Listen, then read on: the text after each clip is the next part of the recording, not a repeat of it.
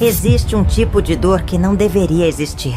A dor de ver o sangue de quem te deu a vida escorrer pelo chão, enquanto ainda tenta entender o que seus olhos estão vendo. Tinha 8 anos quando aprendi que monstros não vivem embaixo da cama. Vivem na mesma casa, comem na mesma mesa e às vezes dormem no quarto ao lado. Naquela noite, minha infância não terminou aos poucos, como acontece com todo mundo. Ela foi arrancada de mim com violência, junto com a vida da minha mãe e qualquer chance de ser apenas uma criança. O que vou contar agora não é fácil de ouvir. Não tem final feliz embrulhado em papel colorido. Tem sangue, tem terror, tem uma menina de 8 anos segurando uma faca pesada demais para suas mãos pequenas. Tem escolhas que nenhuma criança deveria fazer e cicatrizes que nenhum tempo apaga completamente. Mas também tem sobrevivência. Aquela força bruta que nos mantém respirando, mesmo quando tudo dentro grita para desistir. E se existe alguém precisando ouvir que é possível continuar depois do insuportável, então cada palavra que sair daqui vai valer a pena. Meu nome é Vicentina. E essa é a história de como sobrevivi à noite em que tudo foi destruído. Se você chegou até aqui, não foi por acaso. Talvez precise ouvir o que tenho para dizer. Talvez conheça alguém que precise. Então se inscreve aqui agora, porque o que vem a seguir vai mexer com algo dentro de você. Pode ter certeza disso. A noite estava fria quando ouvi o barulho vindo da sala. Não era um barulho qualquer. Era o tipo de som que faz o coração parar por um segundo antes de disparar. Meus 8 anos de idade não me prepararam para o que viria a seguir.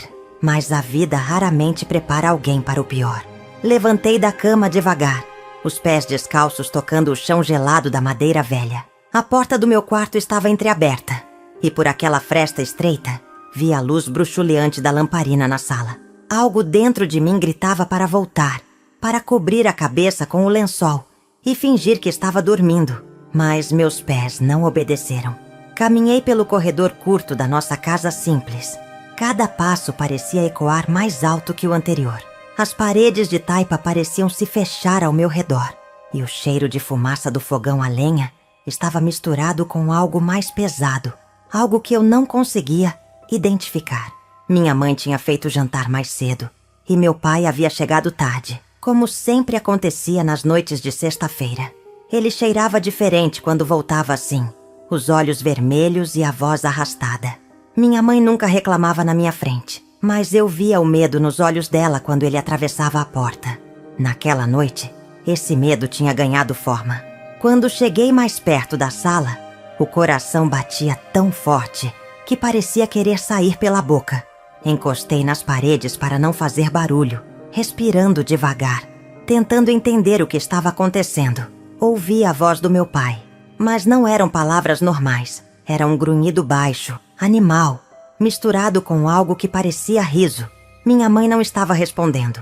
O silêncio dela era mais assustador que qualquer grito poderia ser. Senti as pernas tremerem, mas continuei andando, como se uma força invisível me puxasse para frente.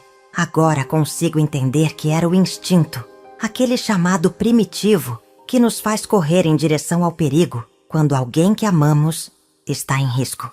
Olhei pela porta entreaberta e vi minha mãe caída no chão. O vestido azul que ela tanto gostava estava rasgado e havia algo escuro se espalhando pelo chão de terra batida. Meu pai estava sobre ela e o que ele fazia não fazia sentido para minha mente de criança. Quis gritar, quis correr, quis fazer qualquer coisa, mas meu corpo tinha virado pedra. Os olhos não piscavam, a garganta não produzia som e os pés estavam pregados naquele corredor escuro. Foi quando ele virou a cabeça e me viu. Os olhos dele brilharam com algo que nunca tinha visto antes, nem mesmo nos cachorros raivosos que apareciam na estrada. Era ódio puro, misturado com prazer. Ele se levantou devagar, limpando as mãos na camisa suja. O sangue manchava tudo, as mãos, a roupa, o rosto. Minha mãe continuava imóvel no chão, os olhos abertos fitando o teto de palha, mas não havia vida naquele olhar. Meu pai deu um passo na minha direção, depois outro, e o sorriso que se formou no rosto dele era a própria face do demônio. A voz saiu rouca, arrastada, carregada de promessa e ameaça. Você será a próxima. As palavras ecoaram na sala pequena, batendo nas paredes e voltando para mim como uma sentença de morte. Naquele momento, algo dentro de mim morreu junto com minha mãe, mas algo também nasceu. Virei e corri. Não pensei, apenas corri. Meus pés pequenos voaram pelo corredor, entraram no quarto e minhas mãos já sabiam o que procurar antes mesmo do cérebro processar. Embaixo da cama velha onde dormia com minha irmã mais nova, escondida entre trapos e caixas velhas, estava a faca grande que minha mãe usava para cortar lenha e descascar mandioca. Ela sempre dizia para não mexer naquela faca, que era perigosa, que poderia machucar. Mas naquela noite, aquela faca era a única coisa entre a vida e a morte. Peguei o cabo de madeira áspero, senti o peso do metal frio, e quando ouvi os passos pesados dele se aproximando do quarto, algo mudou dentro de mim para sempre. E você, já precisou tomar uma decisão impossível em questão de segundos? Deixa aqui embaixo o que passou pela sua cabeça lendo isso. A porta do quarto rangeu quando ele empurrou. A madeira velha gemeu como se também tivesse medo do que estava por vir. Segurei a faca com as duas mãos, o cabo áspero arranhando minha pele delicada, e recuei até encostar na parede dos fundos. Minha irmã dormia profundamente na cama, alheia ao horror que se desenrolava a poucos metros dela. Tinha apenas 5 anos, e naquele momento agradeci por ela não estar acordada para testemunhar o que viria a seguir. O corpo dele bloqueou a luz fraca que vinha do corredor, criando uma sombra enorme que parecia engolir todo o quarto. Os olhos dele brilhavam na escuridão como os de um bicho selvagem. Ele deu mais um passo para dentro do quarto, depois outro. Não havia pressa nos movimentos dele, como se soubesse que não havia para onde eu fugir.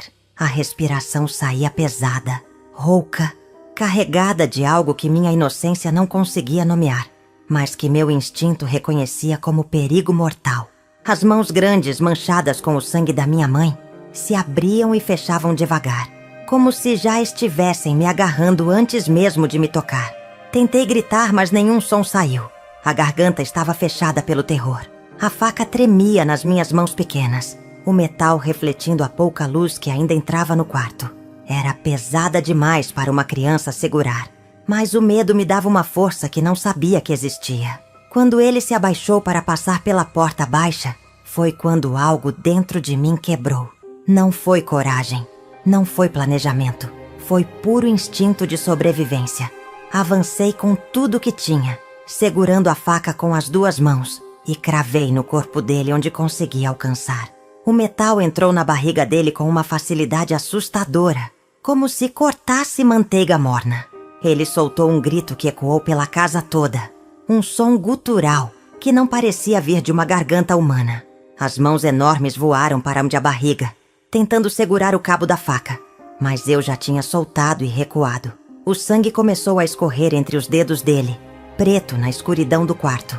Ele cambaleou para trás, batendo nas paredes, derrubando tudo que estava no caminho. Fiquei paralisada vendo ele cair de joelhos no corredor. As mãos tentavam puxar a faca para fora, mas cada movimento fazia mais sangue jorrar. Os olhos que antes brilhavam com maldade agora mostravam outra coisa, algo entre surpresa e raiva, como se não acreditasse que uma criança tivesse conseguido feri-lo. A boca se abriu e fechou, procurando ar, procurando palavras, mas só saía um sibilo molhado e perturbador. Ele se arrastou pelo corredor, deixando um rastro escuro no chão de madeira, tentando chegar até a sala, talvez buscando ajuda, talvez apenas querendo sair dali.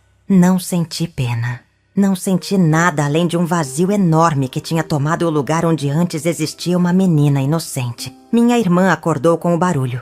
Ela se sentou na cama, esfregando os olhos, e perguntou o que estava acontecendo. A voz dela era tão pequena, tão cheia de sono, tão alheia ao horror que tinha acabado de acontecer. Corri até ela, cobri os olhos dela com as mãos e disse para não olhar, para não se mexer, para fingir que estava dormindo. As mãos pequenas dela agarraram meus braços, sentindo o tremor que passava pelo meu corpo inteiro. Ela chorou baixinho, sem entender, mas obedecendo porque a voz na qual sempre confiou estava pedindo. Fiquei ali, abraçada com ela, ouvindo os sons vindos do corredor ficarem cada vez mais fracos, cada vez mais espaçados, até finalmente pararem completamente. O silêncio que veio depois foi o mais pesado que já tinha sentido na vida. Não sei quanto tempo ficamos assim, abraçadas na escuridão. Poderiam ter sido minutos ou horas. O tempo tinha perdido o sentido. Quando finalmente soltei minha irmã e olhei pela porta, vi o corpo dele caído no meio do corredor, imóvel. Na sala, minha mãe continuava no mesmo lugar, os olhos ainda abertos, ainda sem vida. Duas pessoas que tinham sido meu mundo inteiro, uma que amava com todo o coração e outra que temia com toda a alma, agora jaziam sem movimento naquela casa, que de repente parecia pequena demais para conter tanto horror. Olhei para minhas mãos, pequenas e tremendo descontroladamente, e percebi que nunca mais seria criança. A inocência tinha sido arrancada de mim naquela noite, junto com qualquer chance de ter uma infância normal. Existe alguma linha que não deveria ser cruzada mesmo para se defender? Conta aqui o que você pensa sobre isso. O amanhecer chegou devagar, como se também tivesse medo de iluminar o que tinha acontecido. Os primeiros raios de sol entraram pelas frestas das janelas, revelando cada detalhe que a escuridão da noite tinha escondido. O sangue no corredor tinha secado, formando manchas escuras, que pareciam sombras grudadas no chão. O ar dentro da casa estava pesado, carregado com o cheiro metálico que me fazia sentir enjoo toda vez que respirava.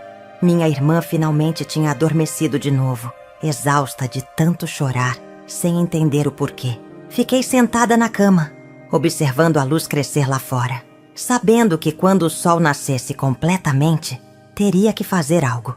Não podia simplesmente ficar ali esperando alguém aparecer. Os vizinhos mais próximos moravam a quase 2 quilômetros de distância. Raramente víamos alguém passar por ali. Nossa casa ficava no fim da estrada de terra, cercada por plantação de mandioca e mata fechada. Meu pai tinha escolhido esse lugar exatamente por isso, pelo isolamento, porque ninguém ouvia os gritos da minha mãe quando ele voltava bêbado. Agora esse isolamento se voltava contra mim. Não tinha para quem correr, não tinha quem pedir ajuda. O medo de sair daquela casa e encontrar ele ainda vivo, esperando no corredor, me paralisava. Mas o medo maior era de ficar ali dentro com os corpos, esperando apodrecerem, esperando os bichos virem. Tinha que ser forte, tinha que proteger minha irmã. Não havia mais ninguém para fazer isso. Levantei da cama com as pernas trêmulas. Cada passo até a porta do quarto exigia um esforço imenso, como se meu corpo lutasse contra a minha vontade. Olhei pelo corredor e vi o corpo dele ainda no mesmo lugar, a faca cravada na barriga, a camisa ensopada de sangue seco. Os olhos estavam fechados agora, e a pele tinha adquirido uma palidez cinzenta que confirmava que não havia mais vida ali. Passei por ele pisando o mais longe possível, encostada na parede oposta, sem olhar diretamente. Na sala, minha mãe continuava no chão, mas algo tinha mudado. O rosto dela parecia mais sereno agora, como se a alma finalmente tivesse encontrado paz, longe daquele lugar de dor. Ajoelhei ao lado dela, fechei os olhos dela com dedos tremendo e pela primeira vez, desde a noite anterior, chorei. As lágrimas vinham sem controle, molhando o chão ao lado do corpo da minha mãe. Chorei por ela, pela vida que teve que suportar, pelos anos de sofrimento calado, pelas noites em que fingiu que estava tudo bem para proteger a mim e minha irmã. Chorei por mim, pela infância que tinha acabado, pela inocência que nunca mais voltaria, pelo peso que agora carregava nos ombros. Chorei pela minha irmã, que teria que crescer sem mãe, sem entender o que tinha acontecido, carregando essa ferida pelo resto da vida. Chorei até não ter mais lágrimas, até a garganta doer, até os olhos arderem. Quando finalmente consegui parar, o sol já estava alto lá fora. Os pássaros cantavam como se nada tivesse acontecido, como se o mundo não tivesse desmoronado dentro daquela casa pequena. Levantei e olhei ao redor. Tinha que pensar, tinha que agir. Deixar os corpos ali não era opção, mas também não sabia o que fazer com eles. Enterrar sozinha seria impossível. O chão era duro e não tinha ferramentas adequadas. Ir até os vizinhos significaria ter que contar o que aconteceu, enfrentar perguntas, talvez até acusações. Tinha 8 anos, acabara de matar meu pai, mesmo que em defesa própria. Quem acreditaria em mim? Quem não pensaria que era uma criança má, uma assassina? O medo de ser levada, de ser separada da minha irmã, de acabar em algum lugar pior que aquela casa, me consumia. Mas ficar ali também não era possível. Os corpos começariam a cheirar mal em poucas horas com o calor que fazia. A decisão tinha que ser tomada rápido. Fui até o quarto e acordei minha irmã com cuidado. Ela abriu os olhos inchados de tanto chorar e me olhou com aquela expressão de quem espera que tudo tenha sido um pesadelo. Disse para ela se vestir, que íamos sair dali, que íamos buscar ajuda. Ela não perguntou sobre a mãe, não perguntou sobre o pai, apenas obedeceu em silêncio. Enquanto ela se trocava, peguei algumas roupas, um pouco de comida que ainda tinha na cozinha e coloquei tudo numa trouxa velha. Olhei pela janela e vi a estrada de terra deserta, o sol batendo forte, os pés de mandioca balançando com o vento. Lá fora parecia tão normal, tão pacífico, em contraste total com o horror dentro daquela casa. Respirei fundo, peguei a mão da minha irmã e saímos pela porta da frente sem olhar para trás. Se você tivesse 8 anos nessa situação, qual seria sua primeira decisão? Compartilha aqui sua resposta sincera. A caminhada até a casa dos vizinhos mais próximos pareceu durar uma eternidade. O sol já queimava forte naquele meio de manhã e a estrada de terra seca levantava poeira a cada passo. Minha irmã segurava minha mão com força, tropeçando nas pedras, mas sem reclamar. Ela sabia que algo muito grave tinha acontecido, mesmo sem entender exatamente o que. O silêncio entre nós era quebrado apenas pelo som dos nossos pés, arrastando na terra, e pelo canto distante dos pássaros. Carregava a trouxa com nossas poucas roupas nas costas, e o peso parecia aumentar a cada passo. Não era só o peso das coisas, era o peso de tudo que tinha acontecido, de tudo que ainda teria que enfrentar. Quando finalmente avistamos a casa do seu Joaquim e da Dona Maria, senti um alívio misturado com pavor. Eram as pessoas mais próximas que tínhamos de vizinhos, mas mesmo assim, mal conhecíamos eles. Meu pai não gostava de visitas, não gostava que minha mãe conversasse com ninguém. Mantinha a família isolada do resto do mundo. Agora eu teria que bater na porta deles e contar algo que nem eu mesma conseguia processar direito. Como explicar para adultos o que tinha acontecido? Como fazer eles entenderem que não tive escolha? As pernas quiseram parar ali mesmo, virar e voltar correndo para casa, trancar a porta e fingir que nada tinha acontecido. Mas a mão pequena da minha irmã na minha me puxava para frente, me lembrando que não podia desistir agora. Dona Maria foi quem atendeu a porta. Era uma mulher baixa, rechonchuda, com cabelos grisalhos presos num coque frouxo. O rosto dela mudou completamente quando viu a gente ali. 2 crianças sujas de terra e com os olhos vermelhos de tanto chorar. Ela nos olhou de cima a baixo, percebendo as manchas escuras na minha roupa que não eram de terra. Antes que pudesse perguntar qualquer coisa, desabei no choro. Todas as palavras que tinha preparado durante a caminhada sumiram, e o que saiu foi apenas um choro desesperado, entrecortado, de quem não aguenta mais segurar. Ela nos puxou para dentro, mandou minha irmã sentar numa cadeira e me segurou pelos ombros. A voz dela era firme, mas gentil quando perguntou o que tinha acontecido. E eu contei. Contei tudo. As palavras saíam atropeladas, sem ordem, sem fazer muito sentido. Falei do barulho na noite, de ter visto meu pai sobre minha mãe, do sangue no chão, da ameaça, da faca, de tudo. Dona Maria foi ficando pálida conforme eu falava, a mão na boca tentando conter o choque. Quando terminei, ela gritou pelo marido. Seu Joaquim apareceu correndo da roça, uma enxada ainda na mão, e quando ouviu a história, ficou parado sem saber o que fazer. Eles se entreolharam por um longo momento, aquele tipo de conversa silenciosa que pessoas casadas têm. Finalmente, seu Joaquim disse que ia até nossa casa ver se era verdade. Dona Maria protestou, disse que era perigoso, mas ele já estava saindo pela porta, a enxada agora carregada como arma. Ficamos esperando na casa deles por horas. Dona Maria tentou nos dar comida, mas nenhuma de nós conseguiu comer. Minha irmã tinha deitado no sofá velho e dormido de exaustão, enquanto eu ficava sentada na cadeira da cozinha, olhando pela janela, esperando seu Joaquim voltar. Cada minuto parecia uma hora. E se ele não acreditasse? E se pensasse que estávamos mentindo? E se achasse uma forma de culpar a mim? Esses pensamentos giravam na minha cabeça sem parar, deixando marcas profundas que sei que nunca mais sairiam. Quando finalmente vi a figura dele surgindo na estrada, vindo de volta, o coração disparou. O rosto dele estava cinza, os olhos arregalados, e ele andava devagar, como se as pernas custassem a obedecer. Dona Maria saiu correndo ao encontro dele, e quando se encontraram no meio do quintal, ele simplesmente desabou nos braços dela e começou a chorar. Nunca tinha visto um homem adulto chorar antes. Meu pai nunca chorava, apenas gritava e batia. Ver seu Joaquim ali, um homem grande e forte que trabalhava na roça desde menino, chorando como criança nos braços da esposa, me fez entender a gravidade real do que tinha acontecido. Não era só ruim, era pior do que qualquer coisa que alguém pudesse imaginar. Ele levou um tempo para se recompor. Depois entrou na casa e disse que íamos precisar chamar as autoridades. Não tinha delegacia próxima. Teria que ir até a cidade, a mais de 20 quilômetros dali. Ele pegou a carroça e saiu, prometendo voltar o mais rápido possível. Ficamos ali, eu e minha irmã, na casa de estranhos que agora eram as únicas pessoas no mundo que podiam nos ajudar, esperando pelo que viria a seguir. Quando foi a última vez que você precisou confiar em alguém que mal conhecia? Deixe a sua história nos comentários. Seu Joaquim voltou quando o sol já estava se pondo.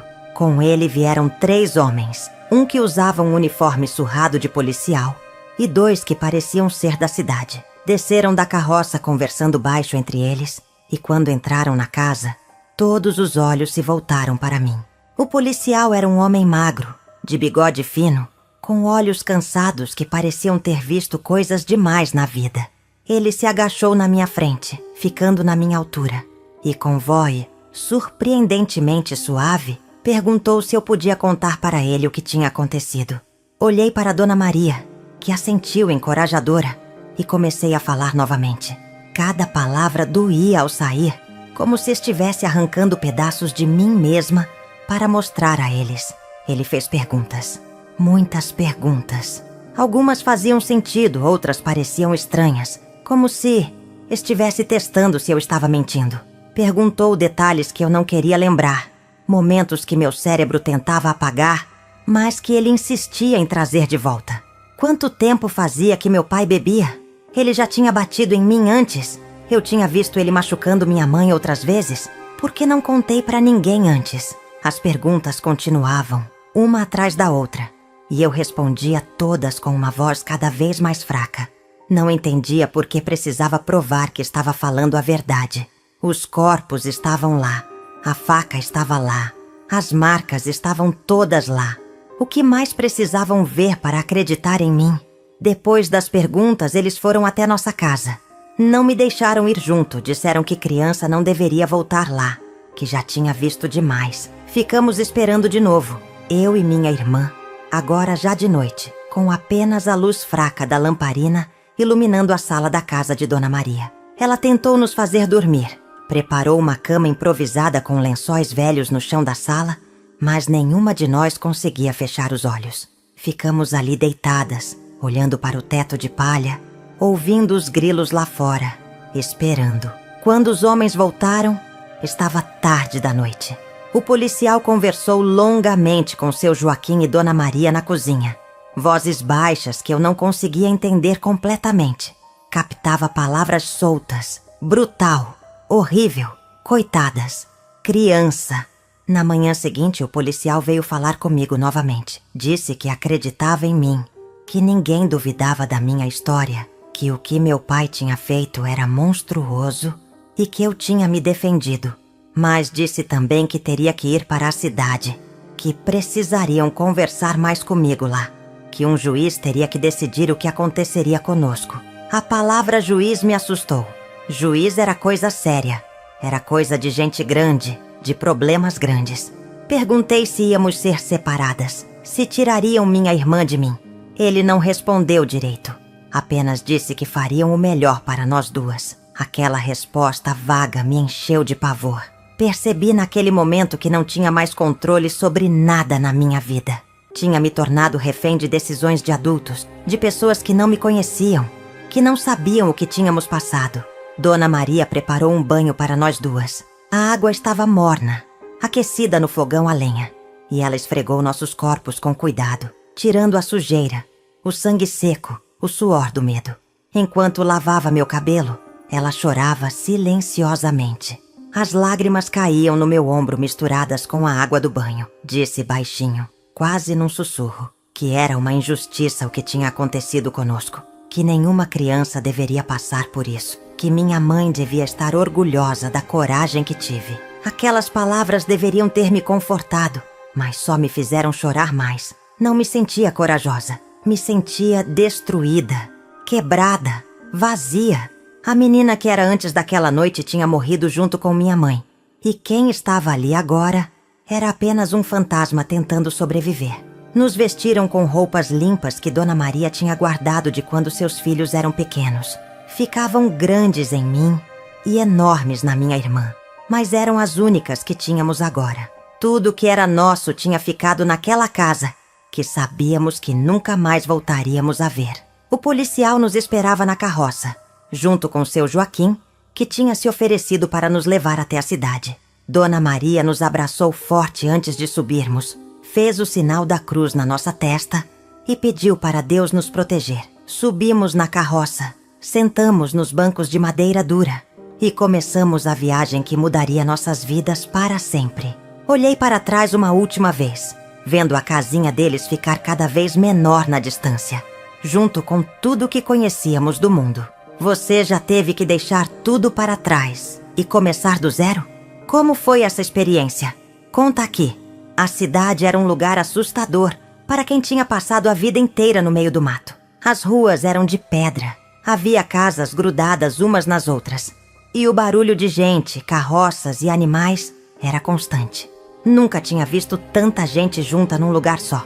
As pessoas nos olhavam com curiosidade quando passávamos, principalmente porque nossas roupas velhas e grandes deixavam claro que não éramos dali. Seu Joaquim nos levou direto para um prédio grande de tijolos vermelhos, com uma placa na frente que eu não sabia ler.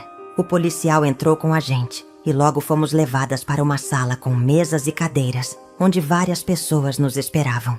O medo voltou com força, apertando meu peito como uma mão invisível. Tinha uma mulher entre os homens, a primeira que via desde que chegamos ali. Ela usava um vestido escuro, tinha cabelos presos num coque apertado e óculos redondos que deixavam os olhos pequenos. Se apresentou como assistente social, mas não explicou o que isso significava.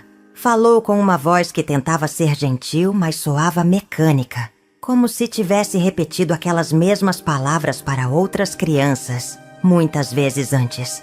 Disse que estávamos seguras agora, que iam cuidar de nós, que tudo ficaria bem. As palavras eram bonitas, mas vazias. Como poderia ficar bem? Minha mãe estava morta. Meu pai estava morto por minha mão. Nossa casa tinha virado cenário de pesadelo. Nada nunca mais ficaria bem. Mas assenti com a cabeça, porque aprendi rápido que era isso que eles queriam. Crianças obedientes e quietas. Fizeram mais perguntas. Sempre mais perguntas. Dessa vez tinham papel e caneta, anotando tudo o que eu dizia. A assistente social perguntava, e um homem de terno escrevia rapidamente, criando um registro de horror no papel. Tínhamos parentes? Conhecíamos alguém que pudesse ficar conosco? Meu pai tinha família? Minha mãe tinha irmãos? Para cada pergunta, minha resposta era não ou não sei. Vivíamos isolados, cortados do resto do mundo por escolha do meu pai. Se existiam tios, tias, avós, nunca tínhamos conhecido. Minha mãe às vezes falava de uma irmã que morava longe, mas não sabia onde nem como encontrar. O homem de terno e a assistente social se entreolharam, e vi naquele olhar o que já temia. Não tinha ninguém. Éramos órfãs sem família, sem casa, sem nada. A mulher explicou então o que aconteceria conosco. Iriam nos colocar numa casa temporária, onde outras crianças sem família também ficavam. Disse que era um lugar bom, que tinha comida, cama limpa, que poderíamos ir para a escola. Ah, é a escola? Falou como se fosse uma oportunidade incrível. Mas tudo que ouvi foi que seríamos mandadas para longe, para um lugar cheio de estranhos, para viver com gente que não conhecíamos. Agarrei a mão da minha irmã com força. Ela era a única coisa que me restava no mundo, a única conexão com o que éramos antes. Se nos separassem, se tirassem ela de mim, não saberia como continuar. A mulher percebeu meu desespero e garantiu que ficaríamos juntas. Disse que entendia que precisávamos uma da outra. Quis acreditar, mas confiança era algo que tinha morrido junto com minha inocência. Naquela mesma tarde, fomos levadas para o tal orfanato. Era um prédio grande e cinza, com janelas estreitas e um portão de ferro que rangeu quando se abriu. O pátio interno tinha terra batida e algumas crianças brincavam sem muito entusiasmo, olhando com curiosidade quando tentar, novamente, continuar, editado entramos. Todas usavam roupas parecidas, simples e gastas, como um uniforme de pobreza. Uma freira alta e magra nos recebeu na porta, os lábios finos formando algo que deveria ser um sorriso, mas parecia mais uma linha reta no rosto. Seu nome era Irmã Benedita, e a voz era seca como palha velha. Agradeceu à assistente social por trazer mais 2 almas para cuidar, como se fôssemos pacotes entregues pelo correio. A mulher de óculos foi embora rapidamente, aliviada por ter cumprido sua parte no trabalho. Ficamos ali, 2 meninas assustadas, no meio de um lugar que cheirava a mofo e sabão barato. Irmã Benedita nos levou para dentro. O corredor era longo e escuro, com portas de madeira dos 2 lados. O chão de tábuas antigas rangia a cada passo, e as paredes tinham manchas de umidade que pareciam rostos distorcidos. Ela falava sem parar, explicando as regras do orfanato. Acordar às 5 da manhã, rezar antes de cada refeição, trabalhar nas tarefas da casa, nunca responder aos adultos, nunca brigar com outras crianças, nunca sair sem permissão. A lista de nunca parecia não ter fim. Chegamos a um quarto no fundo do corredor, pequeno e abafado, com 4 camas de ferro enferrujado. 2 já estavam ocupadas. As outras 2 seriam nossas. Ela apontou onde deveríamos guardar nossas coisas, mas não tínhamos coisas para guardar. Apenas as roupas no corpo. As outras 2 meninas no quarto nos olhavam em silêncio. Uma tinha talvez 10 anos, cabelos pretos curtos e cortados de qualquer jeito. Olhos fundos que pareciam velhos demais para o rosto jovem. A outra era menor, talvez 6 anos, ruiva e cheia de sardas, abraçada com um boneco de pano rasgado. Irmã Benedita as apresentou rapidamente, Helena e Rosa, e saiu do quarto sem mais explicações. Ficamos ali paradas, sem saber o que fazer ou dizer. Foi Helena quem quebrou o silêncio. Perguntou o que tínhamos feito para parar ali. A pergunta era direta, sem rodeios, como se estar num orfanato fosse sempre resultado de alguma culpa. Não respondi. Não podia. As palavras ficaram presas na garganta. Rosa, a mais nova, se aproximou da minha irmã. Ofereceu o boneco de pano, dizendo que ela podia segurar se quisesse. Minha irmã olhou para mim pedindo permissão, e quando acenei que estava tudo bem, pegou o boneco com cuidado, como se fosse a coisa mais preciosa do mundo. Rosa sorriu, e foi o primeiro sorriso genuíno que víamos desde que tudo tinha acontecido. Sentaram juntas numa das camas, e Rosa começou a falar sobre o boneco, sobre como tinha sido da mãe dela antes de morrer, sobre como dormir abraçada com ele fazia os pesadelos ficarem mais fracos. Helena se sentou na sua cama e me olhou com aqueles olhos velhos. Disse baixinho que aqui todo mundo tinha uma história ruim, que não precisava contar se não quisesse, que o importante era sobreviver a cada dia. Aquelas palavras simples me acertaram fundo, porque eram a mais pura verdade. A noite no orfanato foi pior do que imaginei. O jantar tinha sido escasso, apenas um caldo ralo com pão duro, servido em silêncio enquanto uma freira lia trechos da Bíblia em voz alta. Depois, fomos todas mandadas para os quartos. Quando as luzes se apagaram, a escuridão do quarto era absoluta. Deitei na cama dura, o colchão fino deixando as molas do estrado pressionarem minhas costas. e fechei os olhos tentando dormir. Mas cada vez que fechava os olhos, via minha mãe no chão da sala, via meu pai se levantando manchado de sangue, via a faca nas minhas mãos, via tudo de novo e de novo, como se meu cérebro estivesse preso naquele momento e não conseguisse sair. Comecei a chorar silenciosamente, enterrando o rosto no travesseiro fino. Para abafar os soluços, senti uma mão pequena tocar meu ombro. Era Helena. Ela tinha se levantado da cama e vindo até a minha, sentando na beirada no escuro. Não disse nada, apenas ficou ali, a mão no meu ombro, fazendo pequenos círculos reconfortantes. Foi um gesto simples, mas significou tudo naquele momento. Significou que não estava completamente sozinha, que alguém entendia, mesmo sem saber exatamente o que tinha acontecido. Chorei até não ter mais lágrimas, até o corpo doer de tanto se contrair com os soluços. Quando finalmente parei, Helena sussurrou apenas 3 palavras antes de voltar para sua cama. Vai passar. Não acreditei nela naquele momento, mas segurei naquelas palavras como a única esperança que me restava. Talvez um dia a dor diminuísse. Talvez um dia conseguisse dormir sem ver os mortos. Talvez alguma vez alguém te ajudou sem pedir nada em troca, apenas por entender sua dor. Compartilha esse momento. Os dias no orfanato se misturavam num borrão cinzento de rotina e silêncio. Cada manhã começava igual, acordando antes do sol nascer com o sino estridente que Irmã Benedita tocava no corredor. Levantávamos todas como soldados, arrumando as camas com cantos perfeitos, lavando o rosto em água gelada da bacia coletiva, vestindo os mesmos vestidos gastos que todas usavam. O café da manhã era sempre mingau ralo e pão amanhecido, comido em silêncio, enquanto as freiras vigiavam cada movimento. Depois vinham as tarefas: lavar roupas no tanque, varrer os corredores intermináveis, trabalhar na horta debaixo do sol forte. A vida ali era feita de obediência e trabalho, sem espaço para ser criança, sem espaço para chorar. Minha irmã se adaptou mais rápido que eu. Tinha apenas 5 anos, e a memória daquela noite terrível começava a se embaralhar, com sonhos e pesadelos, ficando menos nítida com o tempo. Ela brincava com Rosa quando tinha oportunidade, inventando jogos com pedras e gravetos no pátio. Às vezes ria, e aquele som era como uma faca no meu peito, porque me lembrava que ela estava esquecendo o rosto da nossa mãe, esquecendo a casa onde nascemos, esquecendo tudo. Parte de mim ficava aliviada porque ela não carregaria o peso que eu carregava. Outra parte se sentia triste, como se estivesse perdendo a última testemunha da nossa vida anterior.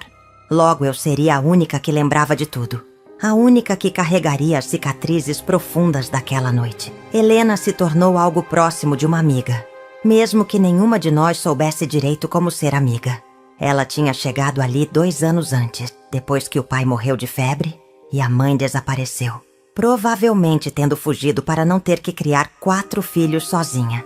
Os irmãos dela tinham sido separados, cada um mandado para um lugar diferente. Ela era a única que sobrou ali, esperando completar idade para ser mandada para trabalhar como empregada em alguma casa de família rica.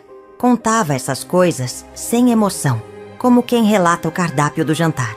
O orfanato tinha tirado dela a capacidade de sentir, ou pelo menos de demonstrar o que sentia. Via nela um espelho do que eu estava me tornando, dura e fechada, uma casca vazia protegendo o pouco que restava por dentro. As freiras eram rigorosas, mas Irmã Benedita era particularmente cruel. Qualquer pequeno erro resultava em punição. Cama mal arrumada? Ficava sem jantar. Falou durante o silêncio? Ajoelhava no milho por 1 hora. Não terminou a tarefa a tempo? Levava reguadas nas mãos até ficarem vermelhas e inchadas. Aprendi rapidamente a nunca chamar atenção, a me fazer invisível, a fazer tudo certinho para não dar motivo para castigo. Mas mesmo assim, às vezes ela escolhia alguém aleatoriamente apenas para manter o medo. Era uma forma de controle, de nos lembrar quem mandava ali, de quebrar qualquer vestígio de espírito que ainda tivéssemos. Via meninas mais velhas completamente destruídas, com olhos vazios e costas curvadas, movendo-se como fantasmas pelos corredores. Uma noite, algumas semanas depois da nossa chegada, acordei com um pesadelo especialmente violento. Sonhei que estava de volta naquela casa, mas dessa vez não conseguia encontrar a faca.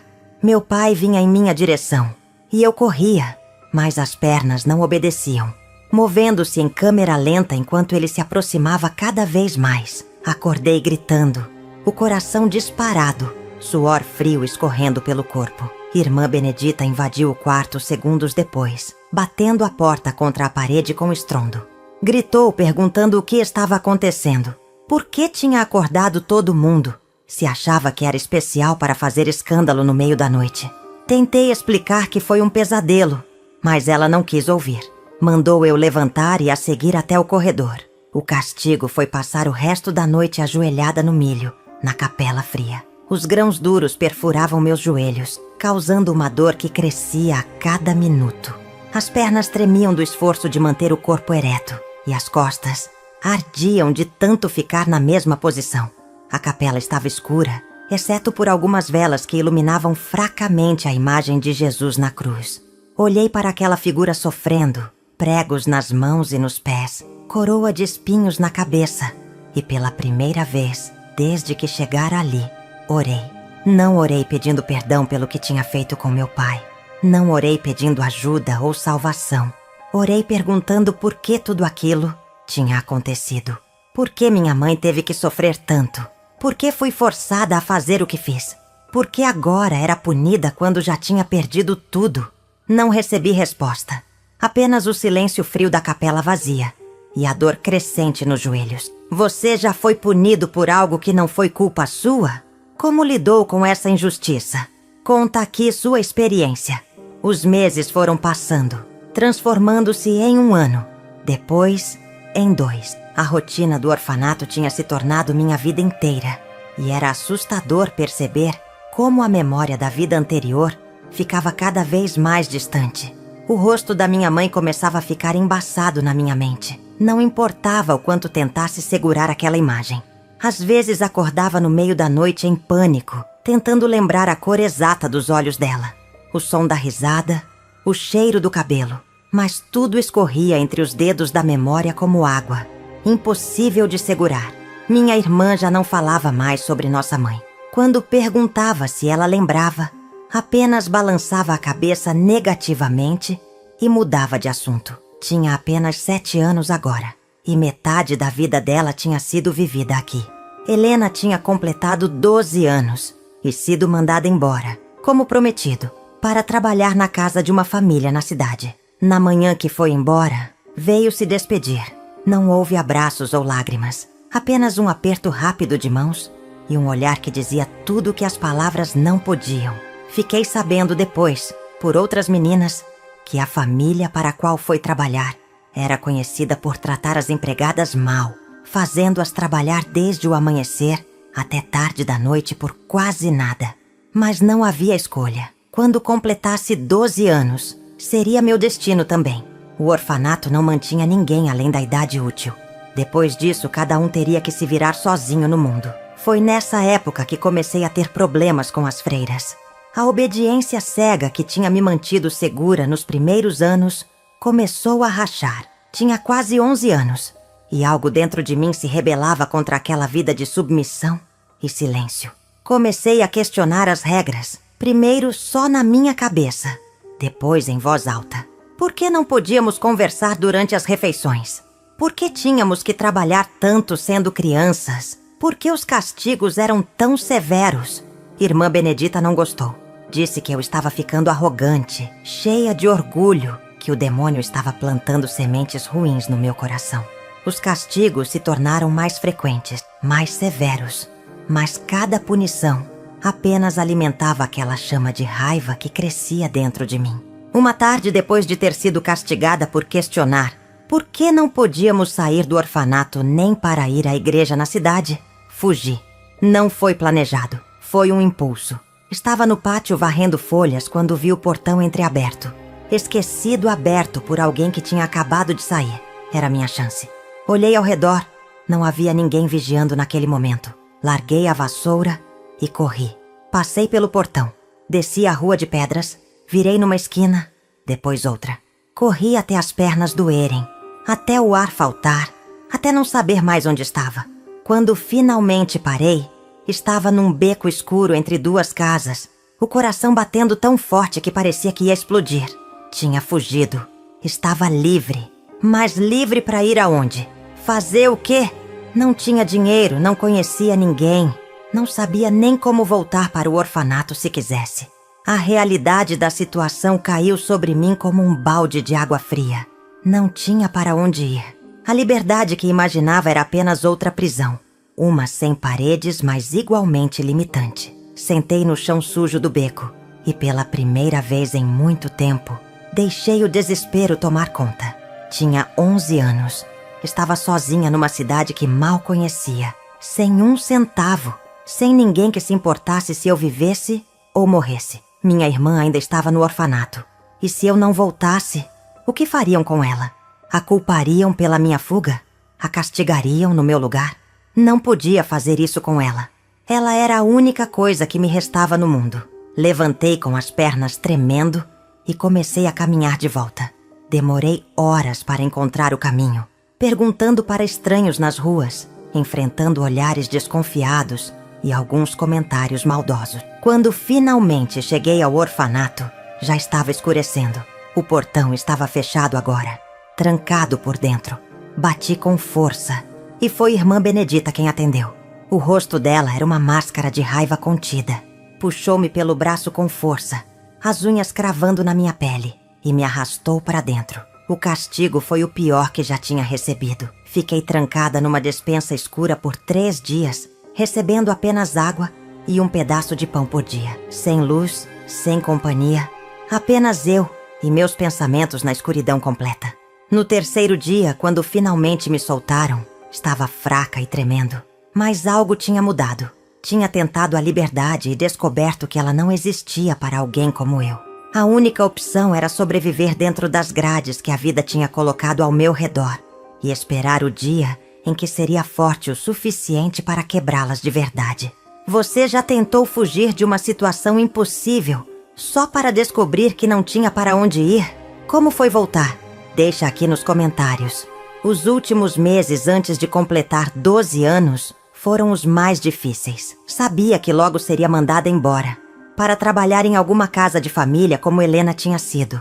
O medo do desconhecido me consumia. E pior, sabia que seria separada da minha irmã.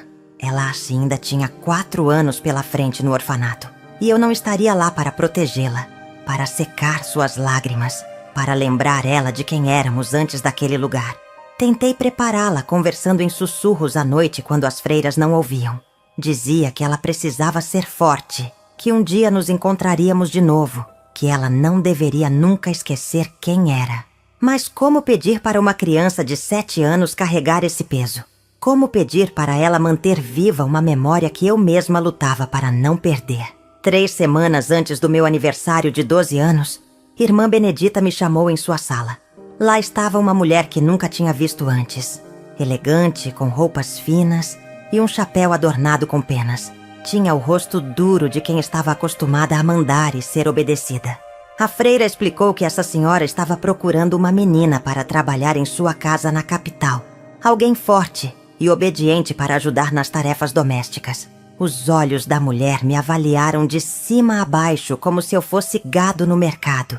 Fez perguntas sobre minha saúde, se sabia cozinhar, se sabia costurar, se era preguiçosa. Irmã Benedita respondeu por mim, pintando um retrato de menina trabalhadora e silenciosa. Mentiras, mas mentiras que me venderiam para aquela mulher. A decisão foi tomada ali mesmo. Eu iria com ela no fim da semana. Não me perguntaram se eu queria, não me deram escolha. Meu destino foi decidido por 2 mulheres que não me conheciam e não se importavam com o que eu senti. Quando voltei para o quarto e contei para minha irmã, ela desabou em choro. Agarrou-se a mim com desespero, implorando para não ir, dizendo que não queria ficar sozinha. Segurei ela forte, permitindo que minhas próprias lágrimas caíssem pela primeira vez em meses. Prometi que voltaria para buscá-la assim que pudesse. Prometi que não a esqueceria. Prometi que um dia teríamos uma vida melhor. Eram promessas que não sabia se conseguiria cumprir, mas eram tudo o que podia oferecer. O dia da partida chegou rápido demais. Minha irmã estava inconsolável. Rosa tentava acalmá-la, mas sem sucesso. As outras meninas olhavam em silêncio, sabendo que um dia seria a vez delas. Irmã Benedita me entregou uma trouxa com as poucas roupas que o orfanato fornecia e disse que eu deveria ser grata pela oportunidade. Grata. A palavra era uma piada cruel. Estava sendo vendida como mão de obra barata, separada da única família que me restava, mandada para viver com estranhos que me veriam apenas como uma empregada. Mas mordi a língua e assenti, porque não havia alternativa. A mulher elegante já esperava do lado de fora com uma carruagem, impaciente para partir. Abracei minha irmã uma última vez, memorizando o cheiro do cabelo dela, o som da respiração entrecortada de tanto chorar, o toque das mãos pequenas agarrando minha roupa. A carruagem começou a se mover e olhei pela janela vendo o orfanato ficar para trás. Minha irmã estava no portão, segurando nas grades, acenando desesperadamente. Acenei de volta até não poder mais vê-la, até o prédio cinzento sumir na curva da rua. A mulher elegante não falou comigo durante toda a viagem. Olhava pela janela oposta, indiferente à minha existência. A carruagem seguiu pela estrada de pedras, saindo da cidade que tinha sido minha prisão por 4 anos, indo em direção à capital e a uma vida desconhecida. Encostei na janela fria e deixei as lágrimas caírem silenciosamente. Tinha 12 anos e já tinha vivido vidas inteiras de dor. Tinha visto minha mãe ser morta. Tinha matado meu pai. Tinha sobrevivido ao orfanato. Agora enfrentaria o que viesse a seguir. A capital era ainda maior e mais assustadora que a cidade do orfanato. Prédios enormes, ruas largas cheias de gente, ruídos de todos os tipos. A carruagem parou em frente a uma mansão imponente, com grades altas e jardins bem cuidados. Aquela seria minha nova casa, mas não me iludi achando que seria tratada como parte da família. Entrei pela porta dos fundos, a porta dos empregados, e fui apresentada a uma mulher mais velha que era a governanta. Ela me mostrou onde dormiria, um quartinho minúsculo no sótão, com apenas uma cama estreita e uma janela pequena. Me deu um uniforme de empregada e explicou-me as tarefas. Acordar às 5, preparar o fogo, ajudar na cozinha, limpar, servir, obedecer. A rotina seria familiar, apenas em um lugar diferente. Mas dessa vez, sabia que estava ganhando dinheiro, mesmo que uma miséria. E cada centavo que conseguisse guardar seria um passo mais perto de buscar minha irmã de volta. Quando foi a última vez que você se despediu de alguém, sem saber se veria de novo? O que você gostaria de ter dito, mas não conseguiu? Conta aqui sua história. Olha, quando comecei a contar essa história, sabia que não seria fácil.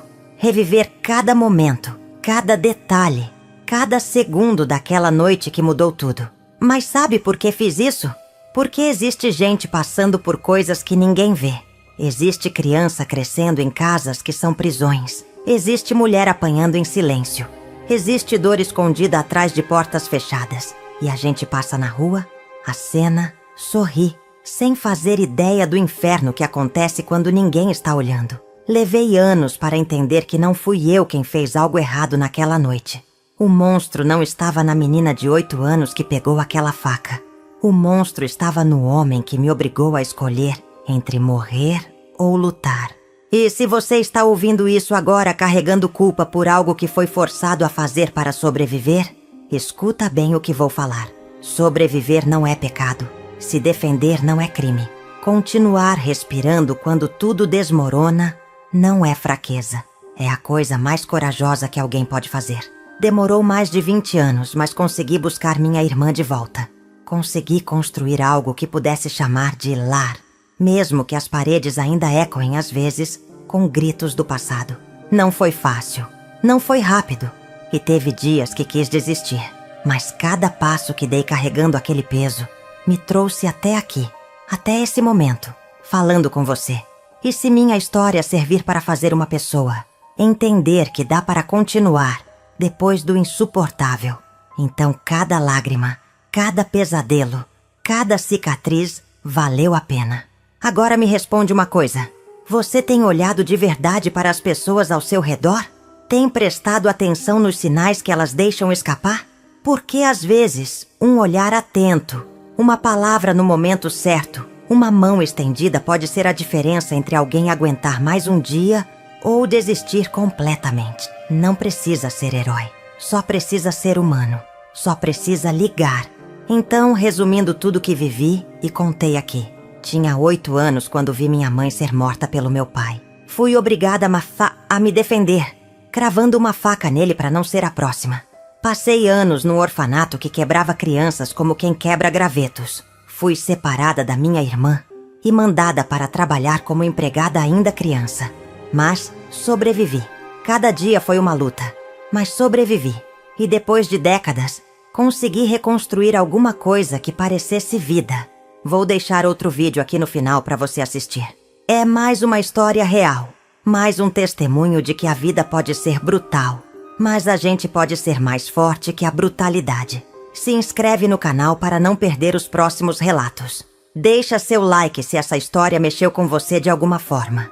E compartilha, porque nunca se sabe quem precisa ouvir exatamente isso hoje. Obrigada por ter ficado até aqui, por ter escutado minha história sem julgar, por ter dado espaço para essa dor antiga finalmente encontrar palavras. A vida continua, mesmo depois do pior. E se eu conseguir, você também consegue. Um beijo no coração de cada um. Até a próxima.